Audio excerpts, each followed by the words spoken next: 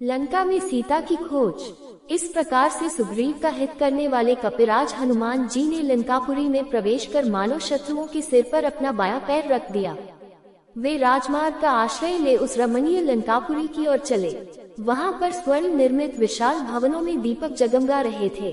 कहीं नृत्य हो रहा था और कहीं सुरा पीकर मस्त हुए राक्षस अनर्गल प्रलाप कर रहे थे। हनुमान जी ने देखा कि बहुत से राक्षस मंत्रों का जाप करते हुए स्वाध्याय में तत्पर थे। कोई जटा बढ़ाए तो कोई मुंह मुड़ाए। रावण के अनेक गुप्तचर भी उन्हें दृष्टिगत हुए।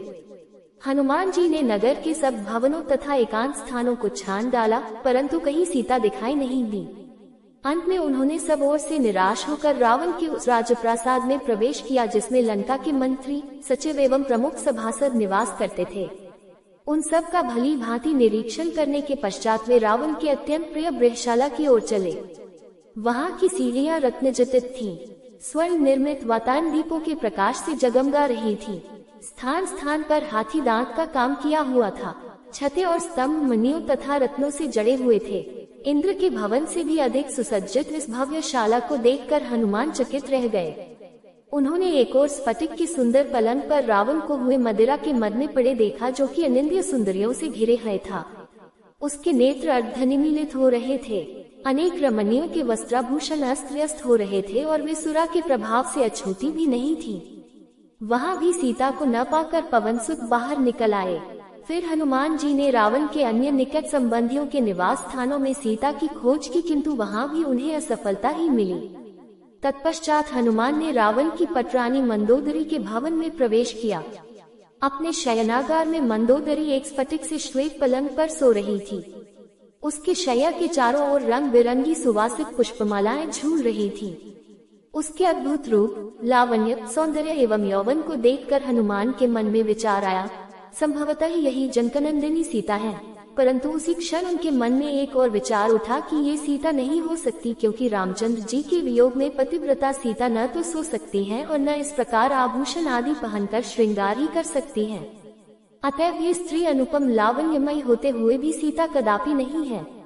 ये सोचकर वे उदास हो गए और मंदोदरी के कक्ष से बाहर निकाले। अकस्मात वे सोचने लगे कि आज मैंने पराई स्त्रियों को अस्त व्यस्त वेश में सोते हुए देखकर भारी पाप किया है।